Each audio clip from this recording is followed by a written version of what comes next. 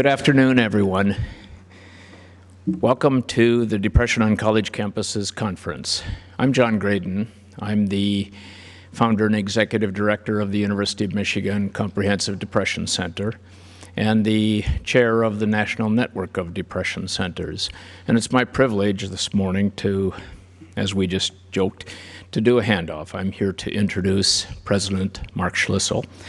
And I will do so very shortly. But last night and yesterday, we had a terrific research conference from people from around the country addressing what we should be doing with depression on college campuses, stress, sleep, substance use, etc.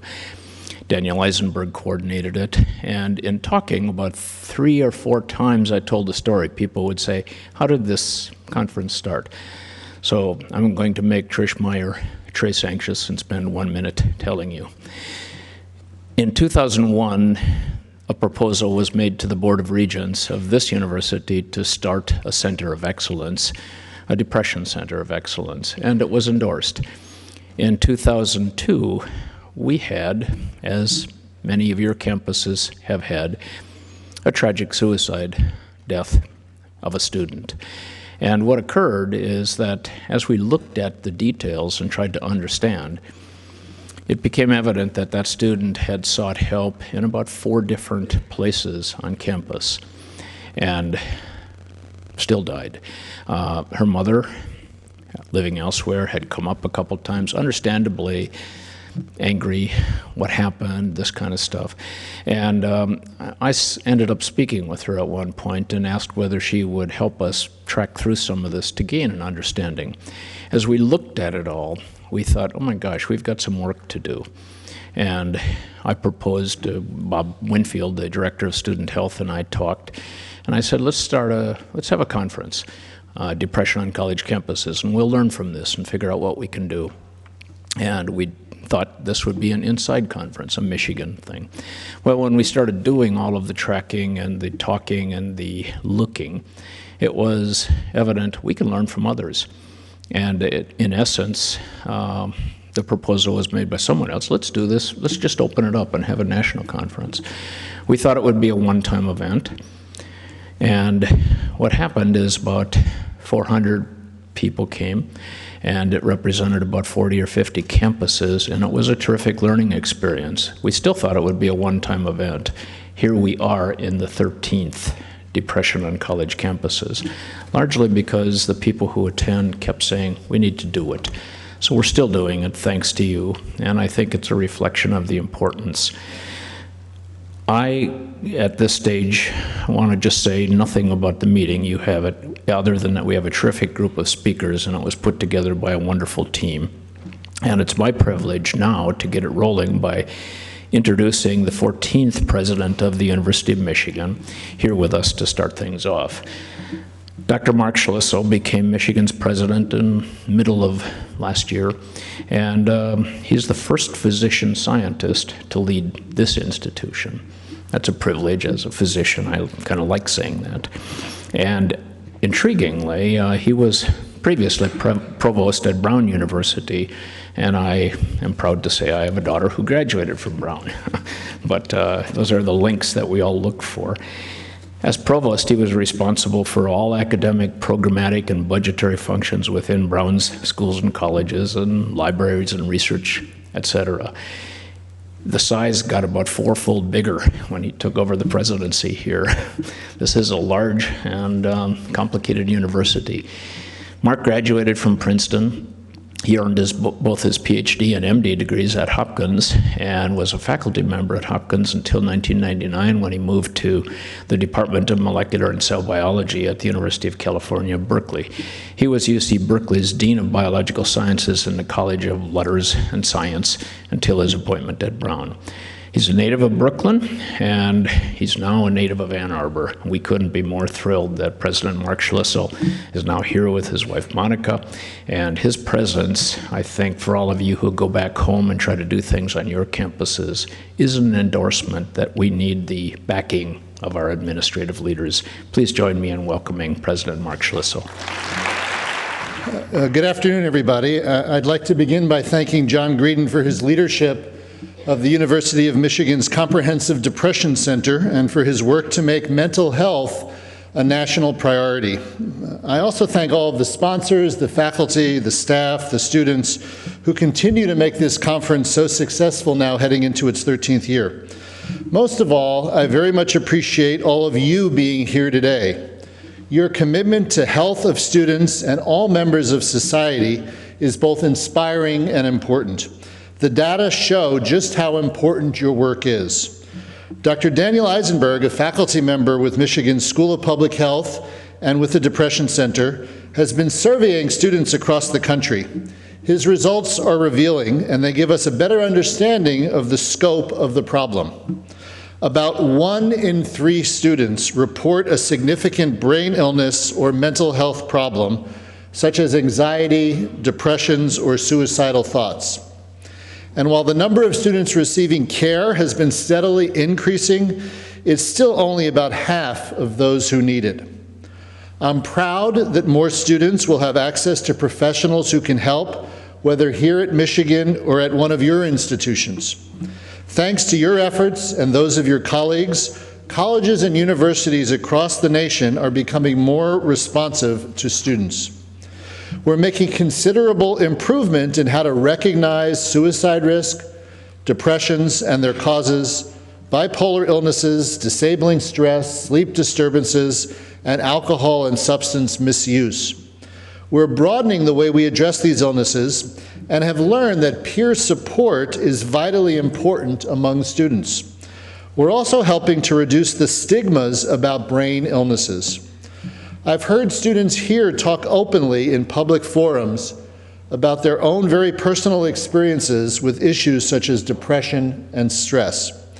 And I've seen their fellow students offer support, comfort, and help.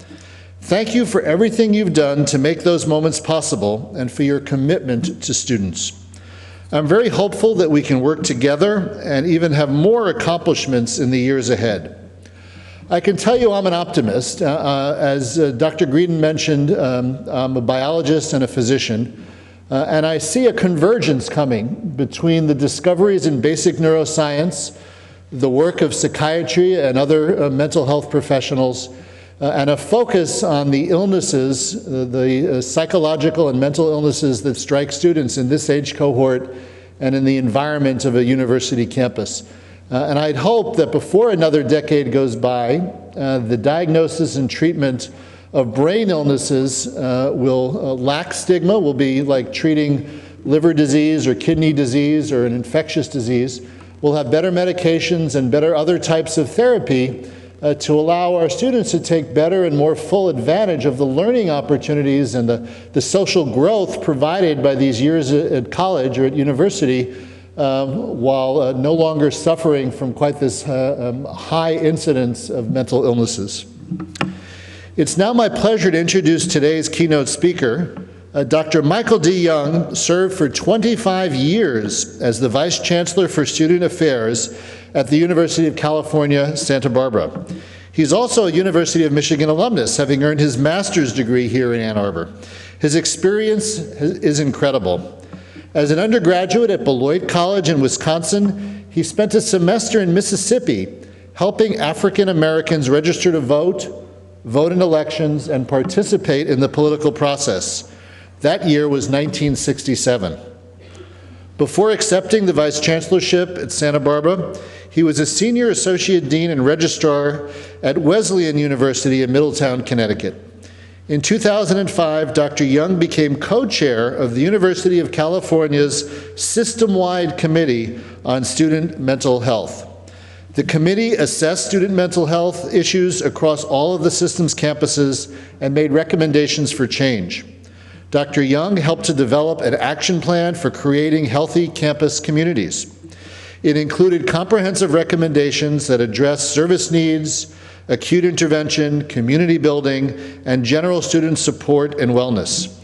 Today, he will share with us a long-term view of the student mental health crisis, lessons learned over 25 years. Friends and colleagues, help me welcome Dr. Michael D. Young.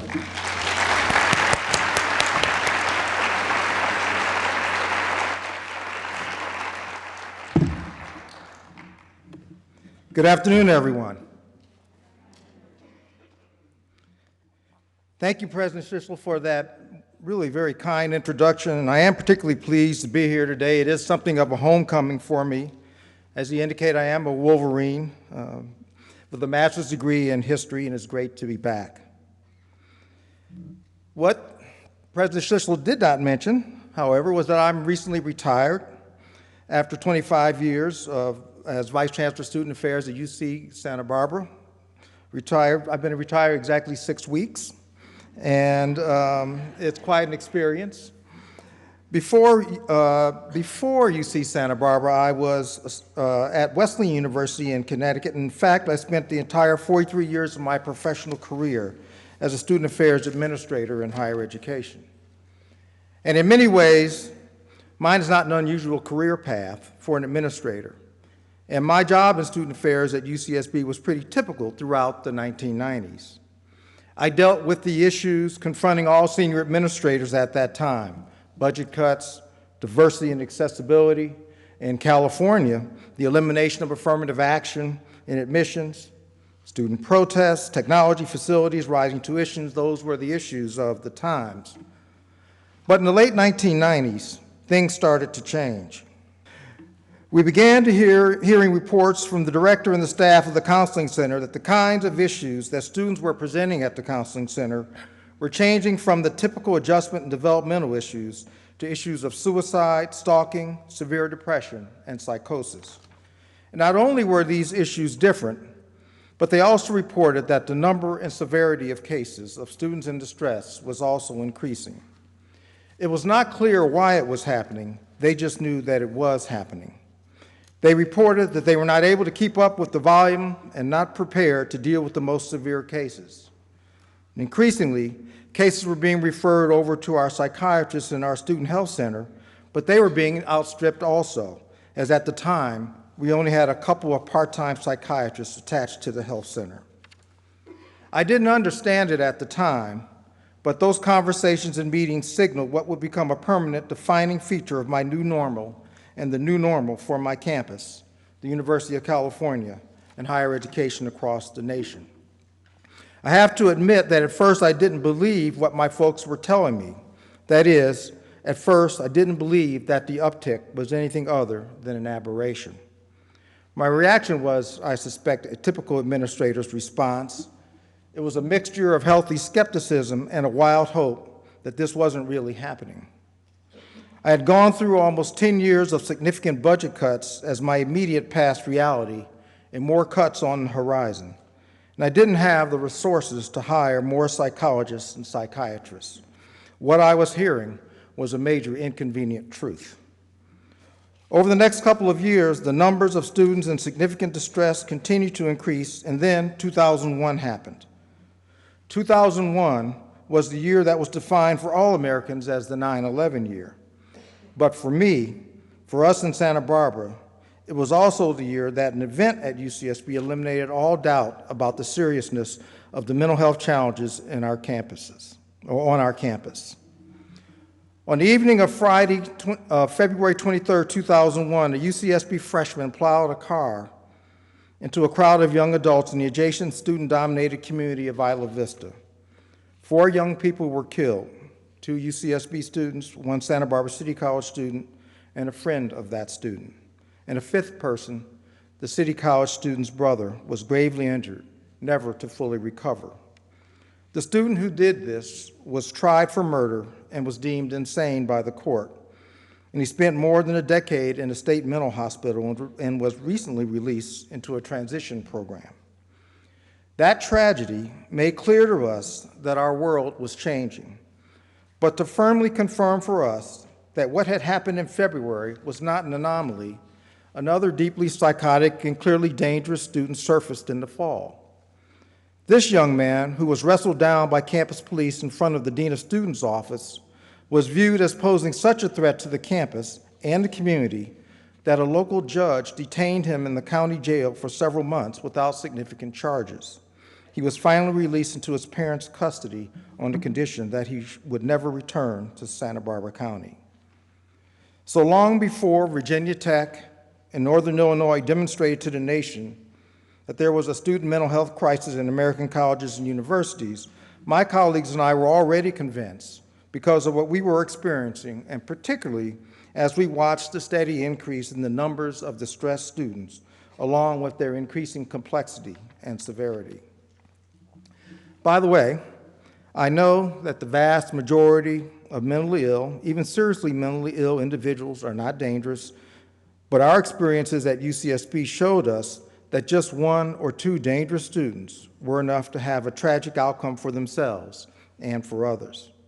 My job as a senior campus administrator became one that combined working to protect the health, safety, and well-being of the campus community with trying also to protect the rights and provide services to more and more distressed students whose success as students, or even their very status as students, were threatened by everything from depression to full-blown psychosis.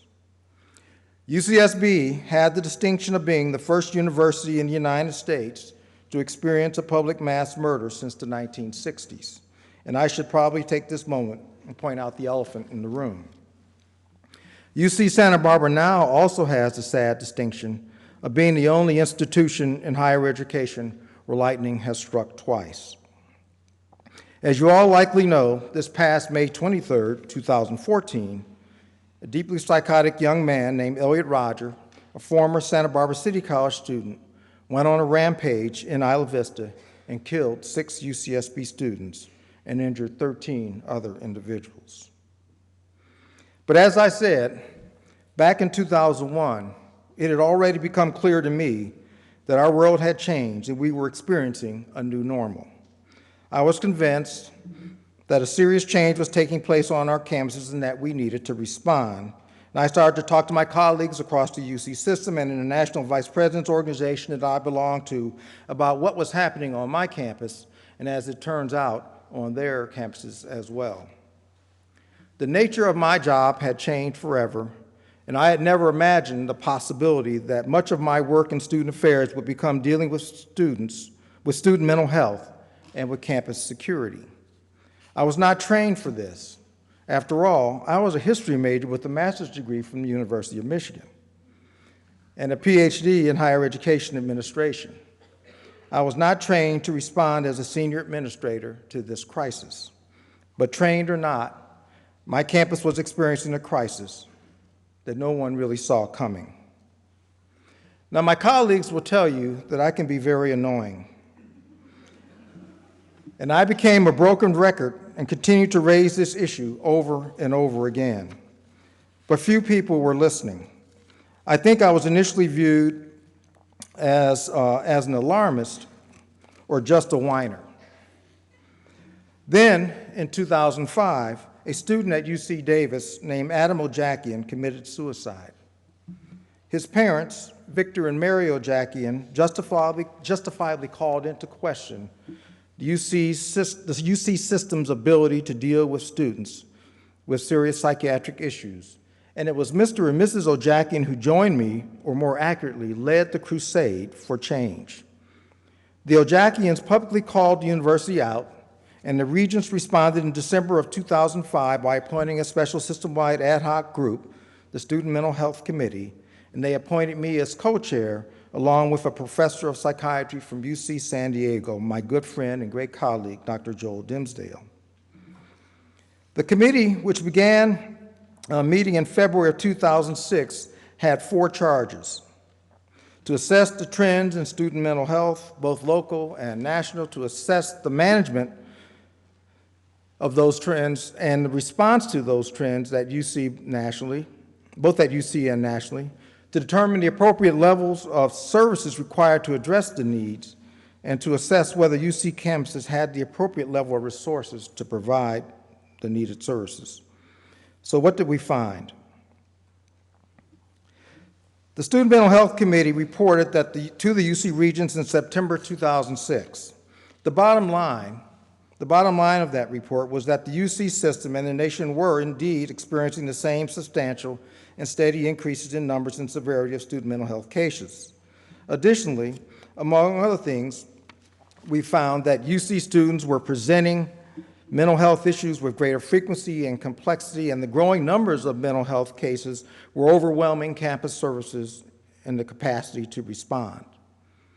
Because of years of budget cuts and funding stagnation, UC campuses did not have adequate funding and resources to meet the changing mental health needs of our students. And we also found that there were a growing number of our students who were arriving on campuses already taking psychotropic medications. 25% of all students visiting our counseling centers were already on meds when they walked through our doors. And we learned, remember, most of us were not therapists, we also learned that psychological crises were not limited to students with prior histories. Many students developed psychological issues for the first time while at college. And the heavy residential nature of UC campuses was serving to magnify the mental health issues by requiring staff, services, and response 24/7. Also, there was good news. UC is a very diverse university, but as a result, we had a significant number of high-risk student populations, including graduate students, international students, LGBT students, underrepresented and other minorities, veterans, and former foster youth. So our findings confirm crises across the University of California system and the nation, and increasing numbers of students with psychological disorders coupled with inadequate resources and funding for services. A perfect storm. And the University of California was right in the eye of that storm. The Student Mental Health Committee applied a number of markers by which to gauge the capacity of UC's or any campus's student mental health services: ratio of mental health specialists to the numbers of students, length of wait time for first and subsequent non-crisis appointments, access to mental health specialists, the ability to respond quickly to students in crisis. We did not measure up on any of these markers. And as we conducted our work, we wrestled with the inevitable questions as to what was the cause of the steady rise of mental health cases among college students. What was going on? Why are so many more students having psychological or psychiatric issues than in the past? And as far as we were able to determine, and to this moment for that matter, there is no definitive answer. Certainly no single factor that can account for what we were and what we are continuing to experience. Now, I suspect that each of you as clinicians have your own take on possible explanations. The committee concluded that it was probably a combination, a confluence of factors.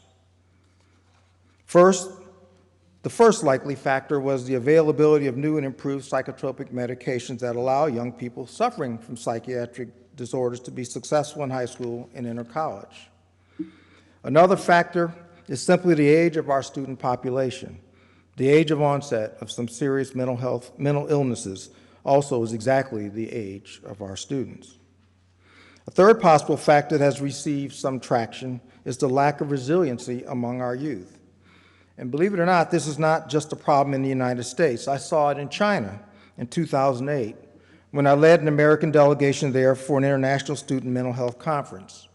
In mainland China, Taiwan, as well as the United States, many millennials seemed ill-prepared to deal with failure or setbacks, largely, we believed, from having helicopter parents who hovered over them or ran interference for them throughout their young lives. And then there are the stressors of everyday life in a post-9/11 environment. Global turmoil, the bad economy, poor job prospects, conflicts across groups, stressors that exacerbate the normal, expected developmental issues of late adolescence, such as relationships, grades, parents, etc. The Student Mental Health Committee came to believe that it was these stressors that are also inherent in a modern American university environment that also played a significant role in the rise of the numbers of students in distress on our campuses. As a result, the committee argued that working to impact the primary stressors was a viable strategy and the only likely successful strategy for dealing with the growth in the number of students in distress. We had to find a way to manage the culture of stress on UC campuses. So what do we recommend? The Student Mental Health Committee believed that dealing with student mental health required more than simply responding to crises after they had occurred. Responding to crises was critically important, of course, but was not, in our view, the ultimate answer. In fact, we came to believe early on that this effort would be successful only if we were able to impact the environment and help our campuses become healthy learning communities. It required creating and maintaining a healthy campus environment that was designed to mitigate stressors and nurture resiliency in our students. In other words, we made recommendations designed to mitigate and, where possible, change and/or manage the culture of stress on campuses. To address the comprehensive nature of the perceived needs, the report offered 3 sets or tiers of recommendations. Tier 3 is the broadest and most fundamental tier. Tier 3 really was the foundation of our work of managing the culture of stress and engages in a comprehensive approach to creating healthier learning communities. The goal, we argued, can be realized by enhancing the full spectrum of student life services and actively engaging faculty and staff in these efforts. Tier 3 targets the general population of students by focusing on their living learning environment. Tier 3 is the tier that helps students relieve stress, achieve resiliency, and find balance. It's the tier that builds a community that engages students in healthy, productive activity. And I should stress here that the focus is on activities and programs that make sense for a particular campus. In fact, it's important to point out that the entire student mental health report was specifically designed not to be prescriptive. It was designed not to be prescriptive, but rather to provide frameworks that individual campuses could utilize to develop responses that made sense for the characteristics, demographics, and realities of their campus. So what kinds of things am I talking about? What makes a healthy campus a healthy community? Now, I'm not going to read all of these items, but I would comment that some of these are activities or programs that you might have expected, such as recreation and student life programs, while others, I think, might be surprising, such as voter registration and political involvement that promote engagement in issues and engagement in the community. Expanding key academic support and learning services, such as math, sciences, foreign language, and support in writing clinics, which go a long way towards relieving stress in students, and the attitudes and behaviors of staff towards students. This is huge relative to helping students feel connected and accepted. I also want to point out the invaluable benefit of our campus wellness programs. They certainly have become an essential mainstay of our healthy campus apparatus. So I think you get the idea. So I would urge you to imagine programs and initiatives that make sense and would be particularly meaningful on your campuses that would make up a healthy, enriching, out-of-class environment for your students. Tier 2. In Tier 2, the target population is the subset of the general student body that is what the committee called high-risk or vulnerable populations. Those students who we found experience elevated levels of stress, as well as some of the highest suicide rates: graduate students, international students, LGBT, and racially and ethnically underrepresented students. These vulnerable students, and the committee argued, require targeted interventions and services that are tailored to the cultures, circumstances, and particular burdens that they carry. Let me give you a few examples of the targeted interventions. For example, the Student Mental Health Committee felt that it was very important to ensure appropriate staffing levels in offices particularly impacted by student mental health interventions and who served the most vulnerable populations. Departments like the Office of Student Life, cross-cultural centers, international students and services, LGBT centers, educational opportunity programs. The committee urged that we enact comprehensive integrated prevention programs, including targeted training programs for those who work closely with students, undergraduate, graduate advisors, student affairs staff, graduate student instructors, et cetera. Also recommended developing targeted intervention programs for students experiencing possible mental health decline, identified through precipitous drops, for example, in grade point average or multiple alcohol citations. The committee also believed that it was critical to engage student organizations and affinity groups that reflect and validate the cultural backgrounds of students. Some campuses are afraid of students organized around race or ethnicity or sexuality, but in my view, they shouldn't. In fact, working through student groups actually makes interacting with and serving larger numbers of students from vulnerable communities much easier. At UCSB, we regularly work with student organizations in order to reach larger percentages of specific populations. And it's our experience that these communities are ultimately healthier when they are attended to and paid attention to, and they will often buy into your goals of providing for a healthier campus community. For example, the Black Student Union at UCSB a year and a half ago actually Black Student Union demanded of the campus that the campus provide additional psychologists and call for mental health presentations at their meetings. Other examples that we engaged in and that we suggested were employing diverse clinicians such as Mandarin-speaking or Spanish-speaking psychologists, bringing on board African-American, LGBT, Asian, Latino clinicians that both represent and understand the issues of the groups they are serving. We also supported targeted interventions that require outreach and active outreach into vulnerable groups by clinicians, peers, and student life staff. I was recently on a campus where the clinicians on that campus were reluctant to reach out to student groups. And I believe that that is a mistake. And I believe that to be successful, those organizations, those clinicians, and those peers really do need to reach out to those affected communities. We also encourage senior administrators or other staff connected with the array of student communities to help them feel that they are a normal part of the fabric of the institution. For example, I was active in the Black community as an elder. Moreover, I had great connections, particularly in the LGBT, Chicano, Latino, and student activist communities that also contain large numbers of students of color. I believe, and the committee believed this, just the regular and normal presence of faculty and staff impacts positively the quality of the culture, humanizes it, normalizes it, and helps manage the stressors in it. So I would ask, where are your campuses relative to Tier 2 approaches? Think about the areas that require strengthening. Tier 1 is at the apex of the triangle and focuses on the smallest subset of the student body. It encompasses students with the most critical mental health issues and responds through early identification, intervention, direct clinical services, and if necessary, crisis response systems. Tier 1 is where senior administrators like me often encounter the tension between the rights and needs of individual students who are ill and the well-being and security of the community at large.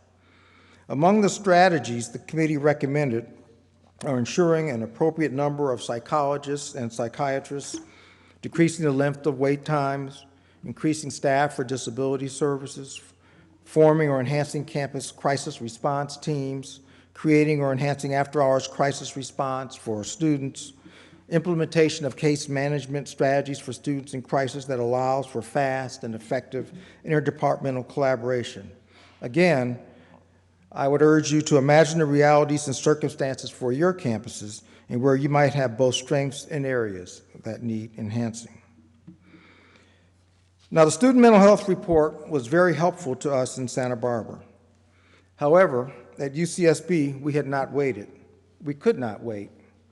We had to take action in order to deal responsibly with our reality at the time. Back in 2002, 4 years before the Student Mental Health Report, because of what we were experiencing, we knew that we had to find thoughtful, creative, effective ways of responding to our new normal. And those responses became some of the best practices and guiding principles of our work, practices and principles that I would like to leave with you this afternoon. So first, the best practices. In 2002, we hired a medical social worker, the first in the UC system. He was bound by HIPAA and was expected to serve as an intermediary between campus clinicians and outside medical services as students took a leave for medical reasons or their treatments were transferred to a community clinician. By 2004, the medical social worker had become the recognized go-to person for staff, faculty, and students with concerns about the mental health of a student. And by 2004-05, the volume of cases seen by the medical social worker and counseling was a signal that there were a lot more distressed students on our campuses than we had at first thought. And we needed a better, more sophisticated way to educate faculty and staff on how to refer students in psychological distress. In response to that growing need, we developed a resource guide patterned on a similar booklet from Oregon State University. It became our manual entitled Responding to Distressed Students. The guide, Responding to Distressed Students, provided assistance in navigating encounters with students needing psychological services, introduced a newly developed distressed students protocol for responding to distressed students, and named the medical social worker as the primary campus contact for people encountering students of concern. The guide is now in its third or so edition and has been a great tool and a best practice. Over time, however, we found that there was an important weakness in the medical social worker model relative to many of the cases that we were experiencing. While a wonderful and much needed addition to our mental health response framework, the medical social worker was bound by HIPAA, and this was frustrating for many faculty and staff. HIPAA created a kind of black box from a civilian perspective. Referrals and information flowed in and flowed into the medical social worker, but no information flowed back out. During the same period, the Dean of Students was being overwhelmed by calls about and referrals of distressed students. The volume was so great that her job was becoming more and more defined by student mental health concerns and case management. So in 2007, we created a new position, the first in the system, perhaps one of the first of its kind in the nation, the coordinator of student mental health services, a case manager, but a case manager with a big difference. The coordinator's job was a hybrid position, both confidential and non-confidential. And here you can see the case manager responsibility slide outlining the coordinator's responsibilities. The coordinator responded to the need to communicate rapidly and more openly, both with families of distressed students and with campus constituents impacted by the behaviors of these students. The coordinator was privy to some protected information and had to determine how to use that information without breaching confidentiality and without violating the rights of students or violating the law. To relieve both the medical social worker and the coordinator of having to walk this confidentiality tightrope, the mental health team began urging students to sign releases to allow the sharing of information with a limited number of campus staff and with their families. The vast majority of students would comply with this request. After the coordinator's hire, the distressed students protocol was quickly reworked to reflect her position as the new centralized intake point, thus ensuring that a civilian authority had responsibility for incoming cases and could circle back with information to campus constituents and families as needed. The Office of Student Mental Health Coordination has become an essential aspect of the mental health response apparatus at UC Santa Barbara. Over the next few years, 3 additional staff members were hired for a current total of 3.5 FTE, including the director. Importantly, the Student Mental Health Coordination Office was able to respond to and resolve the more straightforward cases. So what about the more complex and severe cases? By January of 2009, a new structure was launched, the Student Behavioral Intervention Team, or SBIT. SBIT was chaired initially by the Dean of Students, and over time, SBIT evolved into a working team that consisted of all of the institutional personnel we believe were necessary to appropriately and thoughtfully respond to the many severe and complex cases we were seeing. I apologize I don't have a slide of the membership, but there's some 15 to 16 people on this team, Director of CAPS, Associate Director of CAPS, a disabled students program director, judicial affairs officer, the university physician, the police chief, medical social workers, alcohol and drug program personnel, and others are present for this meeting. And the name Student Behavior Intervention Team reflects the emphasis on early intervention versus crisis response, although the team did and continues to do both early intervention and crisis response. SBIT addresses the most concerning and severe mental health cases that come to the Office of Student Mental Health Services Coordination. And SBIT's mission is to evaluate cases collaboratively and determine how to resolve them. And with representatives from the relevant departments and services present in the room at the same time, a coordinated, comprehensive, timely, and fully informed intervention and crisis response is not only possible, it's the norm, and has proven to be a best practice. Over the years, SBIT has also been effective, I believe, because it has not perceived itself to be a threat management team. Again, SBIT has not perceived itself to be a threat management team. SBIT's success stems from an emphasis on early intervention and regularity of its meetings. It meets every Monday morning for 2 hours plus, and the face-to-face trusting relationships that are established among the members. Judicial affairs.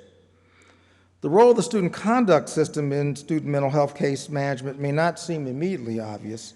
However, from the outset, the Assistant Dean of Judicial Affairs has played a central role in dealing with the increasing numbers of distressed students.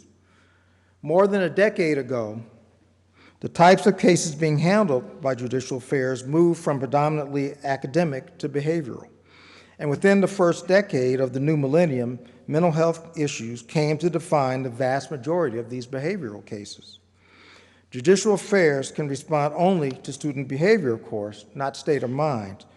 However, when there is a violation of campus regulations by a student with a psychological or psychiatric disorder, we can use the conduct mechanism as leverage to motivate or move a recalcitrant student to seek treatment, stay on medications, or take a break from school. So these are some of the best practices, but along the way, we also developed several guiding principles. And let me close by briefly sharing the most fundamental ones that we used at UC Santa Barbara. The first that I alluded to earlier is to intervene as early as possible. Also, my clear directive as Vice Chancellor was that it's better to overreact than to underreact. Because I can explain overreaction, I cannot explain underreaction. To intervene early, you need early identification, which means a campus community informed about the distressed students protocol, and as importantly, a campus community whose members will call the Office of Student Mental Health Services or the campus police when they encounter a student who raises red flags. Early interventions allows for proactive, swift, decisive, yet thoughtful action coupled with an outcome that attempts to balance the interests of both the student and the campus, hoping to restore the student's mental health while also protecting the campus. The second principle is no cookie cutters. Each case that comes to the Office of Student Mental Health Coordination and SBIT is considered unique, and each student is treated as an individual. Student mental health cases often involve many complex factors that must be sensitively addressed. One of the more recent complicating factors has been the increase in the numbers of high-risk students. So cultural differences come into play with more international students, family dynamics with more former foster youth, past exposure to violence with more veterans, especially combat vets. These are the new dimensions in our work that we must consider case by case. The third principle is judgment and experience. No cookie cutters doesn't mean that staff should not draw on their past experiences. It is true that each case is unique, but cases do often share characteristics, and over time, patterns emerge. These patterns and shared characteristics allow us pretty reliably, I think, to evaluate risks and predict outcomes and thus suggest successful strategies. Effective SBIT members typically have formal training, but they also have must have sound judgment. Both of these characteristics are enhanced by the practical experience of handling cases and working with seasoned professionals who can draw upon their own background and case management history to deal effectively with students. The fourth principle is using programs and resources you already have. All of you, and I suspect that's the case for every campus represented here, all of you have exemplary programs in your student support structures. Use and integrate them into your Healthy Campus framework. For example, at UCSB, we found that our college alcohol and substance education program, housed in student health, was an extremely valuable tool that allowed us to identify distressed students who were self-medicating and then intervene early. The director of CASE also works part-time in the Office of Student Mental Health Services Coordination and is able to ensure smooth coordination between those two programs. The fifth principle is willingness to evolve, and this is huge in my perspective. And I was tempted to make this slide say, evolve, evolve, evolve. We simply cannot stand pat, but must continue to evolve our practices and strategies as our environment changes. The environment can be anything from new laws and policies to changes in budgets to ramping up of campus and public expectations to changes in student demographics that I've talked about, veterans, undocumented students, former foster youth, broad changes in student behavior, et cetera. We have to be willing to evolve, and that requires a continuous monitoring of the environment, an active awareness of changing circumstances, and a willingness to be flexible and nimble, and then change. An example that I've mentioned is our creation of the Student Mental Health Coordinator position when we realized that the medical social worker had an inherent weakness that would not allow us to deal effectively as possible with the cases we were experiencing. When we figured it out, and it took us time and a lot of arguments, when we figured it out, we adapted and we changed. And the final principle addresses the institutional environment. The larger organization should ideally be willing to provide reasonable and adequate resources to the vital work of student mental health. However, that kind of support may not be forthcoming. That was certainly my experience in the University of California. We did not have the kinds of adequate resources we needed to do the job that we believed that we had to face. Adequate resources did not flow. So in student affairs at UCSB, we reorganized and redeployed resources several times when we had no new funds to help, and we redeployed and reallocated to help support the growing need. And when some funds were allocated or became available, we expanded our mental health services staff, hired a medical social worker, created the Student Mental Health Services Coordinator position, and developed SBIT. Additionally, you need an atmosphere of decisiveness, cooperation, collaboration, initiative, and as I just noted, flexibility and innovation. And a principle for me personally as a senior administrator was to step in and defend the team's or the office's actions if a case moved into the political realm. The Office of Student Mental Health Coordination and SBIT reported to me as Vice Chancellor, and if someone had a problem with this work, then they needed to raise their concerns with me, not with the office, not with the team. And I was always in the loop on difficult cases and could and would step in to protect the team and its work if necessary. I, as the Vice Chancellor, had their backs, and they knew it. The members of the team should be free from second guessing and always looking over their shoulder. They should be free to focus on doing the right thing, adhering to the best clinical practices, and protecting the community as a whole. So the whole rationale for the development of the implementation of Tier 2 and Tier 3 programs and initiatives, development of the Student Behavioral Intervention Team and the Distressed Student Protocol, the establishment of the Office of Student Mental Health Coordination Services, the augmentation of psychiatric and psychological services on campus, and all that we have done has been to help make UC Santa Barbara a safe, healthy, happy, caring, nurturing, living, learning, academic environment. And I know you all have that goal for your communities, for your campuses. It's a laudable goal, and one we must seek to attain, even though sometimes there are some sad and tragic outcomes of mental illness that will occur despite our very, very best efforts. From my perspective, as a freshly retired senior campus administrator, our job is to use all of our skills, knowledge, and expertise to maintain that safe, secure, and healthy environment. The challenge, as I suspect you all know better than I, the challenge that continues to assert itself is the size of the student mental health iceberg, or to be more precise, its unknown size. We still have not found the limits of the problem. And as the size of the staffs has grown to try to meet demand, the size of the problem has kept the pace. More and more students present with serious psychological and psychiatric issues. That has certainly been the experience at UC Santa Barbara. So there is no sign that we have reached the bottom of this well, either as a campus or as a nation. That's the bad news. The good news is that there are now best practices and guiding principles that have a track record of success as we work together to manage the culture of stress on our campuses. Thank you for the opportunity to speak to you today.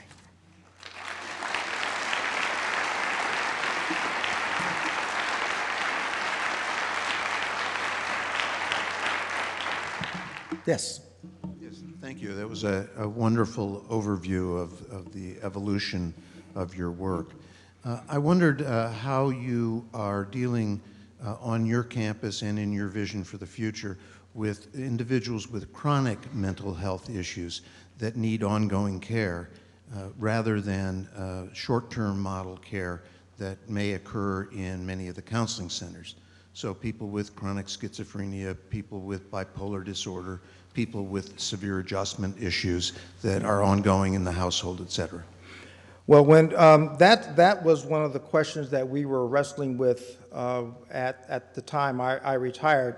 And to be honest, this was the question that I think may be the most difficult of those to answer. Our campuses, I don't know about all of your circumstances, but our campuses are just, don't have the resources, don't have the capacity to hire those to respond to those individuals who need long-term care. And how we respond to that, I think, from my point of view, is the next big question that we're going to have to face. I don't have a good answer for that. We did not have a good answer for that as we discussed it at the System-Wide Student Mental Health Committee. So in many ways, I'm going to throw that back at those of you here in terms of what kinds of answers we might want to pursue for that particular issue. Hi, thank you so much for your presentation. I just had one very specific question, and that is, who was a member of your SBIT team again? Could we hear that? Director of CAPS, the Associate Director of CAPS, the University Physician, Director of Disability Services, the Judicial Affairs, several people from Judicial Affairs, the Chief of Police. The notion around SBIT was that whomever we needed to have in that room to work together to understand what was happening with a particular student so that we could develop a comprehensive plan to respond to the particular needs of that student and have the people there who would have to more likely implement it or guide it. Those were the people that we asked to have in that room.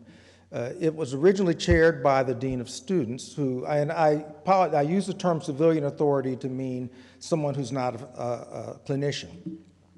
It was chaired initially by the Dean of Students. It's now chaired by the Coordinator of Student Mental Health Services Coordination.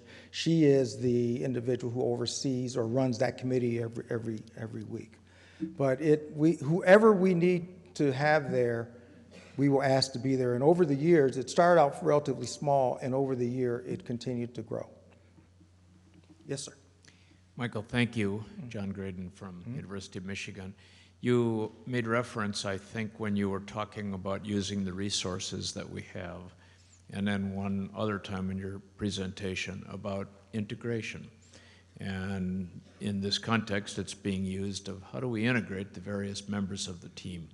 I think all of us who work in these fields know that there are multiple disciplines, and we differ a little bit in our orientations and even in where we work. How did you tackle and make progress in the integration challenges? Psychologists, psychiatrists, social workers, the different clinics. That's what led us to even get started in this whole initiative in the first place, because we realized we weren't well enough integrated, and we've made progress, but I would like to hear your sense. By the way, our lead psychiatrist is also on ESPIT as well. This is one of the benefits of being someplace for 25 years. And over time, I took over a campus that was pretty fairly heavily siloed. And over time, we were able to break those silos down. And with the help of some great leadership, colleagues in leadership in the Division of Student Affairs, we were able to make some decisions that this integrated, collaborative, cooperative framework must work, and that we could not allow inappropriate borders or boundaries or turf areas to get in the way of it being successful.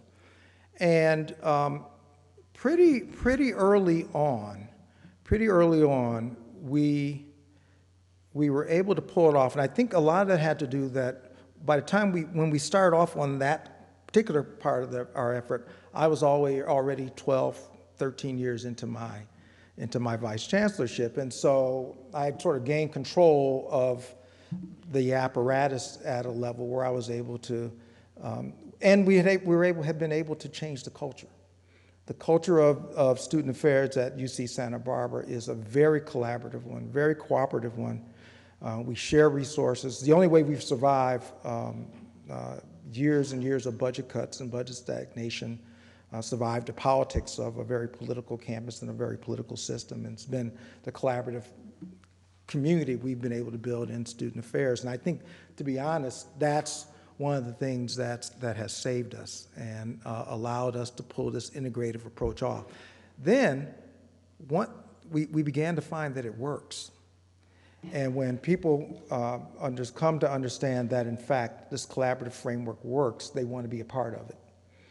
And they want to operate within that collaborative, integrated framework. And so some of it was, I would love to be able to tell you it was my great wisdom and leadership. Some of it was really a matter of just being able, over time, with great colleagues, to create a culture that allowed it to happen. And then once it's successful, people want to be a part and continue in a framework that's successful. And now they parrot the language. They use that same language. Yes? Hi, Dr. Young. Thank you very much for your presentation. I appreciate it.